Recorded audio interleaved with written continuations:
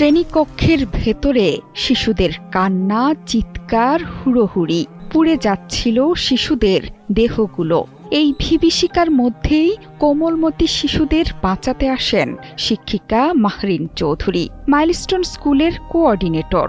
তীব্র আগুনের তাপে তিনিও তখন পুড়ছিলেন, তবে শিশুদের বাঁচানোর আপ্রাণ চেষ্টা চালিয়ে গেছেন শেষ মুহূর্ত পর্যন্ত। বেঁচে ফেরা শিক্ষার্থীদের ভাষায় ম্যাডাম বারবার বলছিলেন, দৌড়াও, ভয় পেও না, আমি আছি। কিন্তু শিশুদের বের করে দিয়ে শেষ পর্যন্ত আগুনের গ্রাস থেকে নিজেকে বের করতে পারেননি মানুষটি।